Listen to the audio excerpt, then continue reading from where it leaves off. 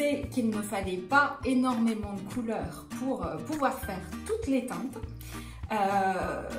Bien entendu, on peut quand même avoir un petit peu de couleurs complémentaires, de tubes complémentaires. On ne va pas non plus ne garder que les 3 couleurs primaires et quelques autres. C'est vrai que c'est plus facile, notamment dans les verts. Les verts sont très difficiles à travailler. D'avoir des verts tout près, notamment pour les paysages en extérieur. Vous pouvez bien entendu acheter d'autres tubes, mais il me paraît nécessaire au départ d'essayer de faire ces couleurs par soi-même à partir des couleurs primaires.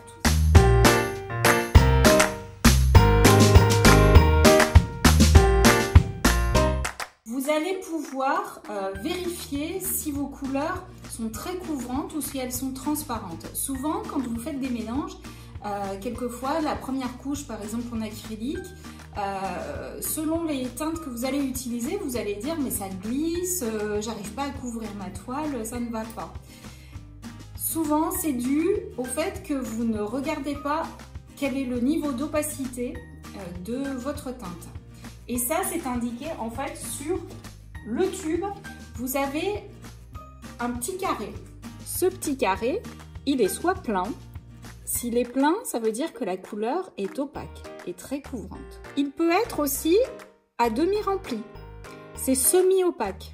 Celle-ci, le carré est complètement vide. Donc elle est totalement transparente. Donc quand vous faites vos mélanges, vérifiez, alors on peut mélanger une couleur transparente avec une couleur opaque, c'est le côté opaque qui va prendre le dessus du coup. Quand on veut garder un peu de transparence, notamment pour l'huile, on aime bien quelquefois des glacis un petit peu transparents, il faut faire attention à ne pas mélanger votre teinte avec quelque chose qui sera trop couvrant parce que du coup vous n'arriverez pas à garder cette transparence de l'huile.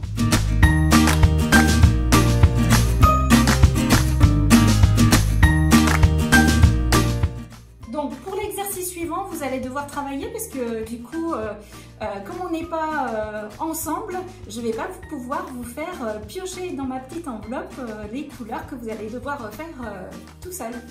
Donc pour pouvoir faire la suite de l'exercice, vous allez faire comme moi, vous allez prendre tous vos jolis magazines. Alors moi j'aime bien ces magazines-là parce que souvent à l'intérieur, il y a plein de jolies illustrations et du coup il y a des super belles couleurs qu'on peut découper. Donc ce que vous allez faire, c'est que vous allez découper plein de petites couleurs. Vous en faites un bon paquet. Donc moi j'ai une petite enveloppe, vous voyez, et vous faites des petits carrés de ce style-là, hein, avec plein de couleurs. Et puis ça sera un jeu, vous pouvez le faire avec les enfants à la maison.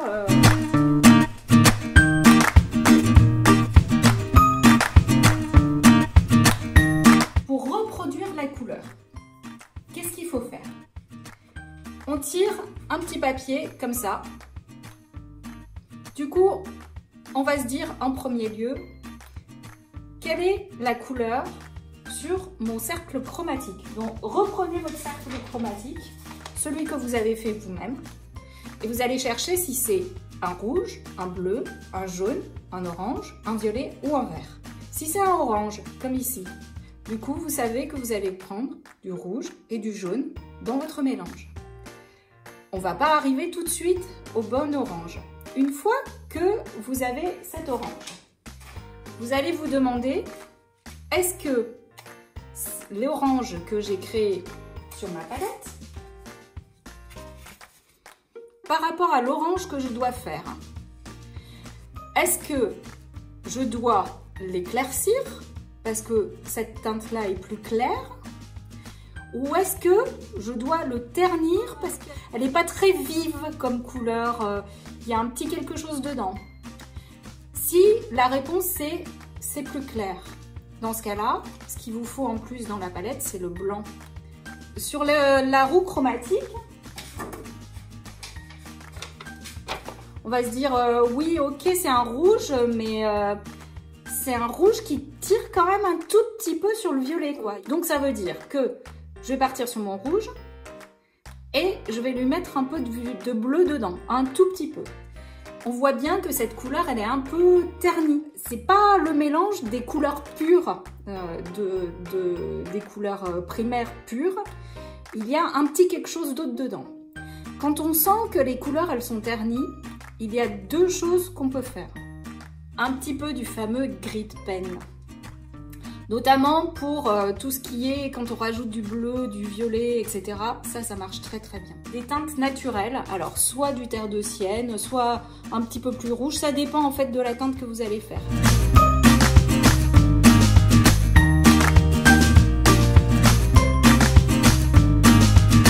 Le principal de cet exercice, c'est d'en faire le maximum possible. De prendre les couleurs et d'essayer. Vous allez avoir plein de petits bâtonnets les uns à côté des autres. Vous allez des fois revenir en arrière. Et progressivement, sur votre palette, vous allez faire votre mélange de couleurs.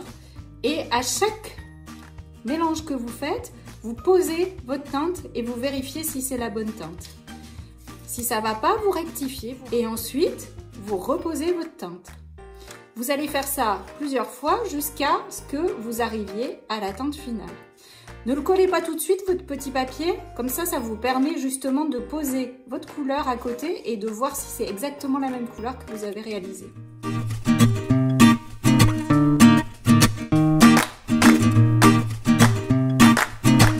Alors si vous voulez en savoir plus sur les couleurs, en préambule de mon cours, j'avais fait un petit rappel aussi sur l'histoire de la couleur, l'utilisation dans les différentes époques de l'histoire de l'art.